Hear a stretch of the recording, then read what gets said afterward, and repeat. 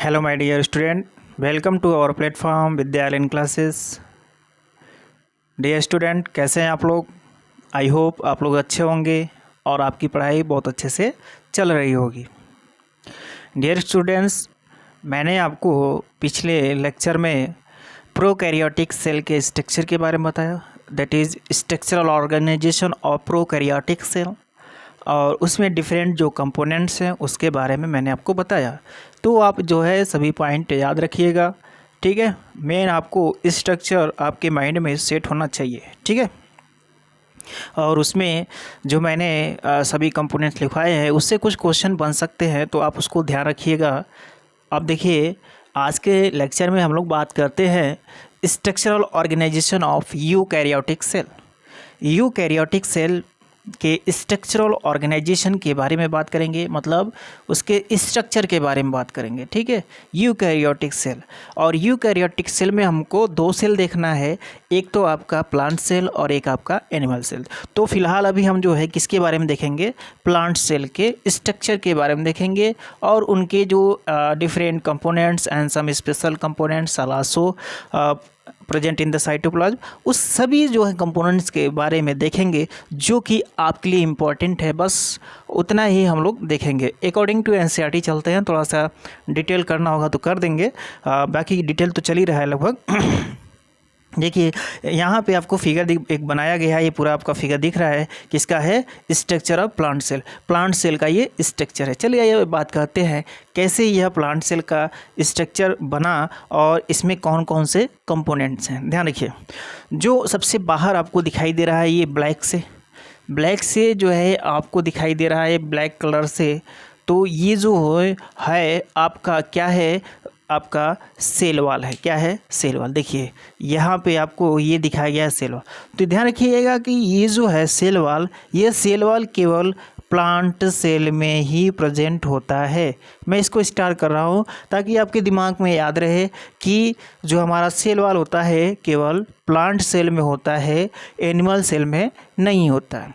लेकिन बात करते हैं कि ये जो सेल वाल होता है आपका प्रोकैरियोटिक सेल में भी होता है, लेकिन डिफरेंस क्या है कि जो प्रोकैरियोटिक सेल होता है, प्रोकैरियोटिक सेल में आपका सेल वाल पेप्टाइडोग्लाइकन का बना होता है, लेकिन यहाँ पे जो सेल वाल होता है मोस्टली जो होता है सेलुलोज का बना होता है से, और उसमें कुछ अदर सब्सटेंसेस जैसे हेमिसेलुलोज, पेक्टिन, क्यूटिन, ये सब क्या होते हैं? प्रेजेंट होते हैं। ध्यान रखिएगा, ठीक है। अब उसके बाद बात करते हैं एक और इम्पॉर्टेंट सेल ऑर्गेनेल्स की, जो कि केवल प्लांट सेल में ही प्रेजेंट होता है, और इसको बोलते हैं क्लोरोप्लास्ट। ये देखिए आपको बेन शेप स्ट्रक्चर दिखाई दे रहा है इस तरीके से, ये आपका क्या है? क्लोरोप्लास्ट है। तो ये केवल जो है आपका कहाँ पाया जाता है? ये है आपका प्लांट सेल। तो इस प्लांट सेल में ही केवल पाया जाएगा क्लोरोप्लास्ट, ठीक है। आपका एनिमल सेल में नहीं पाया जाएगा। मैं केवल लगा रहा हूँ, तो मैं इसको डिफ्रेंशिएट कर रहा हूँ प्लांट सेल और एनिमल सेल में, ठीक है। अब उसके बाद बात करते हैं, देखिए आपको एक वैक्यूल से दिखाई दे रहा है। इस वैक्यूल की जो है साइज़ आपको दिख रही है बड़ी है। यहाँ पे साइज़ जो होता है बड़ा होता है, लार्ज वैक्यूल प्रेजेंट होता है किसमें? प्लांट के केस में। तो प्लांट के केस में ये जो वैक्यूल होता है लार्ज होता है। क्या होता है?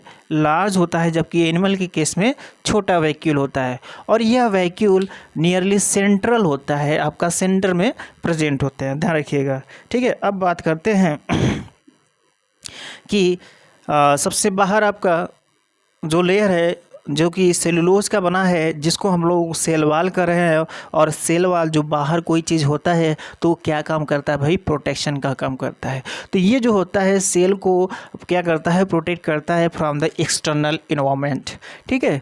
उसको अभी आपको मैं डिटेल में बताऊँगा कैसे जो है यह प्लाज्मोलाइसिस नहीं होने देता है, ठीक है।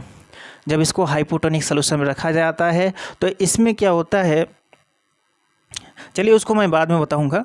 अभी पहले इसको स्ट्रक्चर को ध्यान में रखिए। इसको बनाने से पहले आप ध्यान रखिए कि आपको कैसे बनाना है। देखिए मैं थोड़ा सा आपको पोर्शन बता रहा हूँ। आपको इस तरीके से एक मान लीजिए इसे सर्कल खींच लीजिए, ठीक है। नियरली सर्कल होना चाहिए, कुछ ऐसे खींच लीजिए ताकि लगे कि आपको हाँ प्लांट सेल बन रहा है। चलिए ये हो गया। ऐसे बनाने के बाद आपको क्या करना है, इस तरीके से, कैसे, देखिए ये यहाँ से इस तरीके से लाइए, इसको मैच करा दीजिए, यहाँ से इस तरीके से ऐसे कर दीजिए। बात समझ में आ रही है? अब यहाँ पे क्या करना है आपको, ऐसे ही एक यहाँ पे ऐसे बना लीजिए, ऐसे बना लीजिए। आपको जहाँ जहाँ मन करे इस तरीके से भी से बना लीजिए, ठीक है। आपको सीखना है स्ट्रक्चर ड्रा करना कैसे है। ये ऐसे जो है आप इसको ड्रा कर सकते हैं, ठीक। ऐसे करने के बाद एक बाहर से इस तरीके से लाइन खींचिए और यहाँ पे इस तरीके से थोड़ा सा गैप दीजिए। देखिए आपको दिख रहा है ये गैप, मैं एक ही बताऊंगा। और उसके बाद यहाँ से इसको ऐसे करिए और इसको ले जाइए। फिर अगर हम जो है इधर एक और बना लेते हैं इस तरीके से ऐसे, ठीक। अब यहाँ पे आ रहे हैं तो इसके बीच में भी एक आपको इस तरीके से थोड़ा सा पोर छोड़ना पड़ेगा और इस तरीके से बना लेंगे।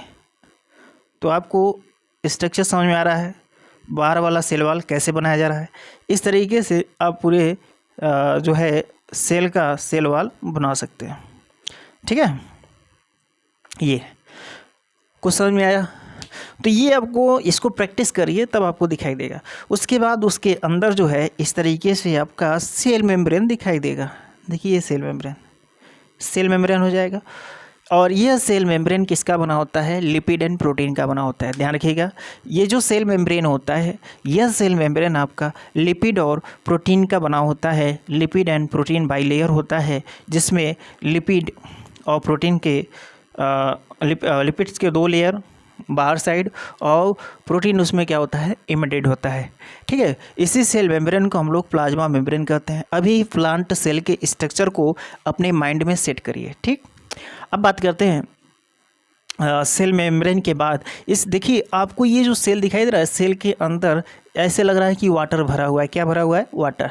तो ये वाटर यानी कि आपको जेल लाइक स्ट्रक्चर दिखाई दे रहा है, जिसको हम लोग क्या कर देते हैं भाई, साइटोप्लाज्म कर देते हैं। क्या कहते हैं? साइटोप्लाज्म। देखिए यहाँ पे लिखा गया है साइटोप्लाज्म।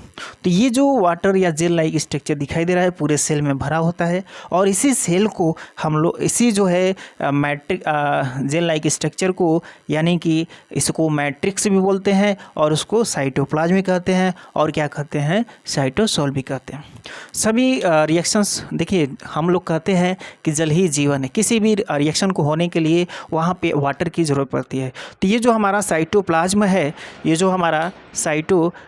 है, इसमें जो है वाटर और साल्ट भरा होता है। उसके अलावा अदर जो है मटेरियल्स भी होते हैं। ध्यान रखिए।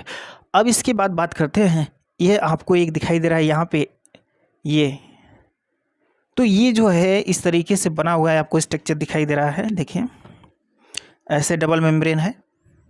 ये न्यूक्लियस का मैं बना रहा हूँ, ये न्यूक्लियर डबल मेम्ब्रेनस होता है, ठीक है। आप इस तरीके से इसको बना सकते हो ऐसे।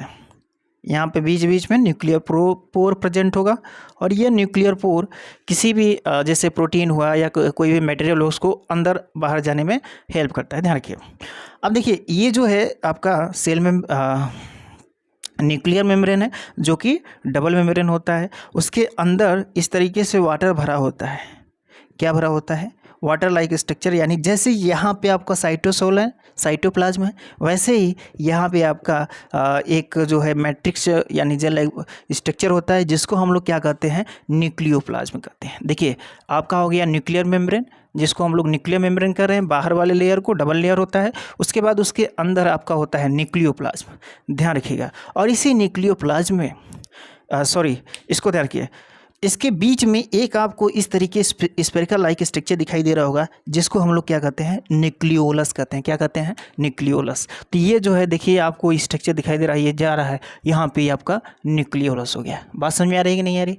ये न्यूक्लियोलस होगा। और उसके बाद आपको दिखाई देगा कि इस जो आपका मैट्रिक्स है, इसमें यानी न्यूक्लियोप्लाज्म में आपका इस तरीके से क्रोमेटिन फाइबर क्या होगा, बिखरा होगा। इसमें ऐसे इस तरीके से आपको देखिए ब्लैक ब्लैक दिखाई दे रहा है धागा जैसा स्ट्रक्चर। तो इस स्ट्रक्चर को हम लोग कहते हैं क्रोमेटिन फाइबर। और ये जो क्रोमेटिन फाइबर होता है किसका बना होता है? डीएनए प्लस प्रोटीन का बना होता है।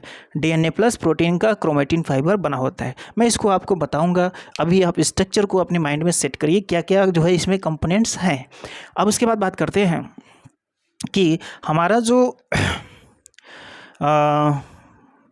क्या बचा? न्यूक्लियर पोर है। यहाँ मैंने आपको बताया ये न्यूक्लियर पोर है। तो यहाँ पे आपको दिखाई दे रहा है कि एक पोर है जिसको मैंने यहाँ पे दिखाया, जिसको बोलते हैं न्यूक्लियर पोर। और ये बीच में आपको इस तरीके से धागा लाइक स्ट्रक्चर, जिसको हम लोग क्या बोल रहे हैं? Chromatin fibre. तो ये सभी nucleolus, chromatin fibre, nuclear membrane, nuclear pore and nucleoplasm, सभी जो हैं किसके पार्ट हैं? इस न्यूक्लियस के पार्ट हैं। किसके पार्ट है? न्यूक्लियस के पार्ट है। इतना पॉइंट आपको याद होना चाहिए, ठीक है। आप इसको डायरेक्ट जो है न्यूक्लियस शो करते हो या तो इसको जो है डिफरेंट पार्ट आपको शो करना पड़ेगा, ठीक है। इतनी बात समझ में आई। अब देखिए ये जो आपका न्यूक्लियर मेम्ब्रेन था, यानी जो न्यूक्लियर मेम्ब्रेन है, इसके ऊपर इस तरीके से मैं फिंगर लाइक ये सिलेंड्रिकल स्ट्रक्चर बनाया हूँ, जिसको हम लोग क्या कहते हैं? जिसको हम लोग क्या कहते हैं भाई? जिसको हम लोग क्या कहते हैं? तो इसको हम लोग कहते हैं क्या? Endoplasmic reticulum. एंडोप्लाज्मिक रेटिकुलम देखिए आपको दिखाई दे रहा है, ये दिखाई दे रहा है ब्लैक ब्लैक, एंडोप्लाज्मिक रेटिकुलम है। अब एंडोप्लाज्मिक रेटिकुलम की बात करते हैं तो यहाँ पे जो एंडोप्लाज्मिक रेटिकुलम होता है वो क्या होता है बताइए? चलिए इसको स्टार्ट करने से पहले आपको मैं बताऊं कि एक मैंने आपको बताया था स्पेशल कंपोनेंट होता है सेल के अंदर like the mitochondria, Golgi body, Golgi apparatus, और जो है क्लोरोप्लास्ट, प्लास्टिड्स, लाइसोसोम, ठीक है, ये आपका राइबोसोम, ये सभी क्या होते हैं? सेल ऑर्गेनेल्स होते हैं, मेम्ब्रेन बाउंड सेल ऑर्गेनेल्स, जो कि इस साइटोप्लाज्म में क्या होते हैं? प्रेजेंट होते हैं। जो कि कहाँ प्रेजेंट होते हैं? इस साइटोप्लाज्म के अंदर प्रेजेंट होते हैं। वैक्यूल्स, ठीक है, इतने सारे जो है आपके ऑर्गेनेल्स जो है इसमें प्रेजेंट होते हैं। अब बात को ध्यान रखिएगा। और एक ऐसा जो न्यूक्लियस है, न्यूक्लियस भी एक जो है आपका सेल ऑर्गेनेल्स है, ठीक है, लेकिन ये आपका 3 मेन कंपोनेंट्स में काउंट होता है। किसमें? एक तो न्यूक्लियस, 3 मेन कंपोनेंट्स कौन से है? न्यूक्लियस है, सेल मेम्ब्रेन है, और या उसी को प्लाज्मा मेम्ब्रेन और साइटोप्लाज्म। ये आपके 3 मेन है जो कि सभी जो है सेल्स में लगभग पाए जाते हैं। उसके अलावा जो ये बीच में आपको दिखाई दे रहे हैं सब, ये क्या है? उसके कंपोनेंट्स हैं। किसके? स्पेशल कंपोनेंट्स हैं इस सेल के, सेल ऑर्गेनेल्स हैं। बात समझ में आ रही है कि नहीं आ रही है? चलिए अब बात करते हैं। ये आपको एंडोप्लाज्मिक रेटिकुलम दिखाई दे रहा है। अगर उस एंडोप्लाज्मिक रेटिकुलम को मैं एक आपको इस तरीके से सरफेस के दूर सोचो कि ये जो सरफेस है मैंने इसको इससे सीधा खींच दिया, ठीक है, और मैं कहूँ कि इस पर आप अपना हाथ ऐसे फेरो, और एक मैं ऐसे सरफेस बनाया और उस पर जो है इस तरीके से एक छोटा छोटा इस तरीके से बना दिया, और कहा सपोज ये आपका हार्ड मटेरियल है, कोई इस तरीके से ऊंचा ऐसे बना दिया, ठीक है, कोई हार्ड मटेरियल है, कोई जो है प्लेट है, उस पर मैं कहूँ इस पर जो है हाथ ऐसे फेरो और इस पर करो, तो क्या फ़र्क लगेगा? कहेंगे कि सर ये तो जो है आपका स्मूथ लग रहा है और एक ऐसा लग रहा है रफ लग रहा है कि नहीं? तो ये जो आपको मटेरियल में बताया ये क्या है? आपका राइबोसोम है। क्या है? राइबोसोम। ये राइबोसोम है, कहाँ पे है? ये जो है एंडोप्लाज्मिक रेटिकुलम के सरफेस। तो एंडोप्लाज्मिक जो रेटिकुलम है, ये देखो सभी एंडोप्लाज्मिक रेटिकुलम है। ये एंडोप्लाज्मिक रेटिकुलम के ऊपर जब जो है आपका एक जो है इस तरीके से राइबोसोम जो होता है इस पर डिपॉजिट होता है, तो यह स्ट्रक्चर आपको रफ दिखाई देता है, इसलिए इसको हम लोग कह देते हैं रफ एंडोप्लाज्मिक रेटिकुलम। क्या कह देते हैं? Rough endoplasmic reticulum. मैंने आपको शुरू में बताया था कि इस राइबोसोम का फंक्शन है क्या? Protein synthesis. प्रोटीन सिंथेसिस है कि नहीं? जब मैंने इसको बताया आपको कि इसका काम क्या है? प्रोटीन का सिंथेसिस करना, तो हमको ये बताइए आप कि ये जो रफ एंडोप्लाज्मिक रेटिकुलम, इसका क्या फंक्शन हो जाएगा? Protein synthesis. समझा? अगर जहाँ पे राइबोसोम है, राइबोसोम रहेगा तो वह प्रोटीन सिंथेसिस करेगा। ठीक है। तो रफ ओवरऑल हम रफ एंडोप्लाज्मिक रेटिकुलम की बात करेंगे तो इसका भी फंक्शन हो जाएगा प्रोटीन सिंथेसिस। अब बात करते हैं, मैंने आपको बताया था कि राइबोसोम जो होता है ribosome are RNA plus protein से मिलकर बना होता है, ठीक है। उसके बाद बात करते हैं ये जो सेकेंड वाला एंडोप्लाज्मिक रेटिकुलम जिसको हम लोग कहते हैं स्मूथ एंडोप्लाज्मिक रेटिकुलम, ठीक है। घर पे आप लोग को अगर मैं कहूँ कि एक जो है आपके घर जो है एक देसी घी होता है उसको हाथ में लेकर इस तरीके से करिए, या कोई भी एक जो है घी है लेकर हाथ पर ऐसे करिए तो आपको कैसा लगेगा, स्मूथ लगेगा। और ये जो घी है क्या है, फैट है, क्या है, फैट। तो उसी फैट को हम लोग लिपिड भी कहते हैं। तो फैट तो ये स्मूथ दिखाई दे रहा है इसलिए इसको स्मूथ एंडोप्लाज्मिक रेटिकुलम कहे। और इसका काम क्या रहेगा, मैंने क्या बताया, क्या स्मूथ था, मैंने बताया कि आपके घर में जो घी है या कोई भी डालडा घी है, जो भी घी है, आपको क्या लग रहा है, स्मूथ लग रहा है, जो क्या है, एक फैट है, उसी को हम लोग लिपिड भी कहते हैं। तो फैट और लिपिड का फॉर्मेशन कौन करेगा, स्मूथ एंडोप्लाज्मिक रेटिकुलम। बात समझ में आ रही है। उसके बाद यह डिटॉक्सिफिकेशन का भी काम करता है, किसमें, एनिमल सेल में, ठीक है। एनिमल सेल में डिटॉक्सिफिकेशन का काम करता है, कहाँ पे, लीवर वाले सेल में, एनिमल के लीवर वाले सेल में डिटॉक्सिफिकेशन का भी काम करता है, ठीक है।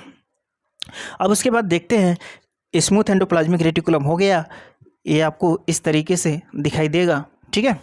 अब यहाँ पे देखिए आपको एक स्ट्रक्चर इस तरीके से दिखाई दे रहा है, छोटा छोटा यहाँ पे गोल गोल, ठीक है। तो इसको बोलते हैं हम लोग लाइसोसोम। क्या बोलते हैं, लाइसोसोम। लाइसोसोम का काम क्या है, लाइसोसोम का काम ये है कि इसके अंदर जितने भी वेस्ट मटेरियल हैं उनको डाइजेस्ट कर दें और उसको बाहर कर दें, ठीक है। और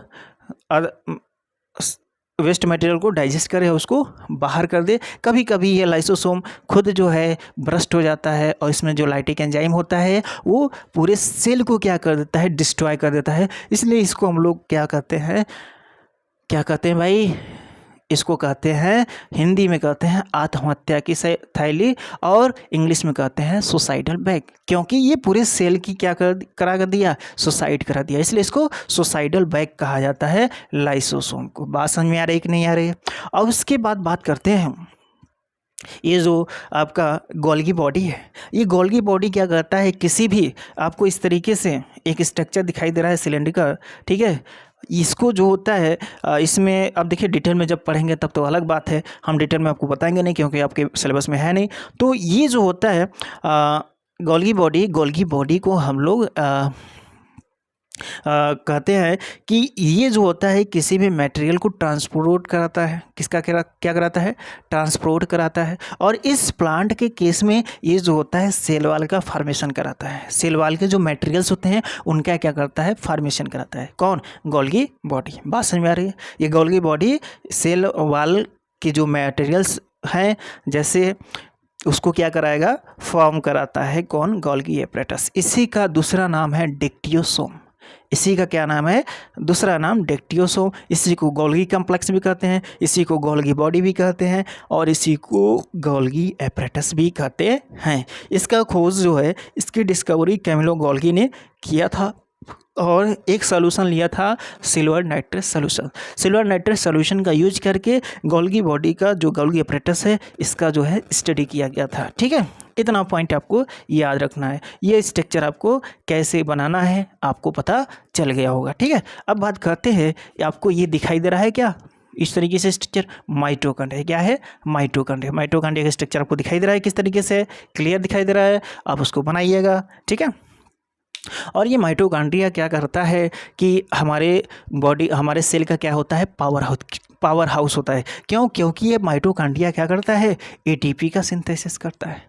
एटीपी क्या है, एनर्जी है, एनर्जी क्या है, पावर है। तो इस एनर्जी की सिंथेसिस कौन करा रहा है, माइटोकॉन्ड्रिया। तो इसी माइटोकॉन्ड्रिया में मैंने जो है पिछली बार बताया था जैसे मिसोसोम, तो मिसोसोम जो है माइटोकॉन्ड्रिया जैसा काम कर रहा है, वहाँ भी क्या हो रहा है, रेस्पायरेशन हो रहा है। तो ऐसे जो है माइटोकॉन्ड्रिया में भी क्या होता है, रेस्पायरेशन होता है। तो इसके द्वारा जो है आपको एटीपी मिलता है, इसलिए इसको हम लोग कहते हैं क्या, power house of the cell. उसके बाद बात करते हैं ये जो प्लांट सेल है, प्लांट सेल में आपका मोस्ट इम्पॉर्टेंट क्लोरोप्लास्ट, यानी कि प्लास्टिड भी कहते हैं इसको। तो प्लास्टिड के 3 टाइप्स होते हैं, क्रोमोप्लास्ट, ल्यूकोप्लास्ट एंड क्लोरोप्लास्ट। तो ये जो प्लास्टिड है यानी ये जो क्लोरोप्लास्ट है, क्लोरोप्लास्ट क्या करता है, फोटोसिंथेसिस करता है। फोटोसिंथेसिस कैसे होता है मैं आपको बताऊंगा। अब ये जो सभी ऑर्गेनेल्स हैं, इस सभी ऑर्गेनेल्स को मैं आपको डिटेल में जो है थोड़ा सा बताऊंगा किसका क्या फंक्शन है। थोड़ा बहुत कुछ ऑर्गेनेल्स होंगे जिसके हम जो है स्ट्रक्चर के बारे में आपसे बात करेंगे, ठीक है। इतना पॉइंट आपको याद रखें। हाँ देखिए, जो रफ एंडोप्लाज्मिक रेटिकुलम है उसको जो है शॉर्ट में प्यार से क्या करते हैं, रफ RER, और इसको जो है SER शॉर्ट में कहते हैं, ठीक है। इतना पॉइंट आपको याद रखना है और इसी स्ट्रक्चर को आप लोग अच्छे से ड्रा करोगे। आप लोग इसको क्या करोगे, अच्छे से ड्रा करोगे। सभी पॉइंट्स मैंने जो बोला है उसको ध्यान में रखिएगा। जब मैं आपको आगे पढ़ाऊँगा तब आपको समझ में आएगा कि हाँ मैंने आपको क्या क्या बताया था, ठीक है। इस वीडियो देखिए, आपको ये लेक्चर कैसा लग रहा है आप उसको जो है ज़रूर से ज़रूर कमेंट किया करिए, ठीक है। थोड़ा सा मुझे भी मोटिवेशन मिलता रहेगा। ये पूरा था आपका प्लांट सेल के स्ट्रक्चर के बारे में, ठीक है। इसको देख लीजिए, स्क्रीनशॉट ले लीजिए। चलिए डियर स्टूडेंट्स, आज के लिए बस इतना ही। बाकी नेक्स्ट क्लास में हम लोग जो है आपको एक एक करके जो इसके कंपोनेंट्स हैं उनके बारे में देखेंगे और थोड़ा सा उसके स्ट्रक्चर के बारे में देखेंगे और क्या देखेंगे, जो इसका फंक्शन क्या है मोस्ट इम्पॉर्टेंट है, जो कि आपके NCERT के अकॉर्डिंग मैं आपको लिखवाते चला जाऊंगा। आप पहले इतना समझ लिए हैं, आप इसको अच्छे से ड्रा करिएगा, ठीक है। चलिए तब तक के लिए बाय बाय, टेक केयर, ध्यान रखिएगा, अच्छे से पढ़ाई करिए।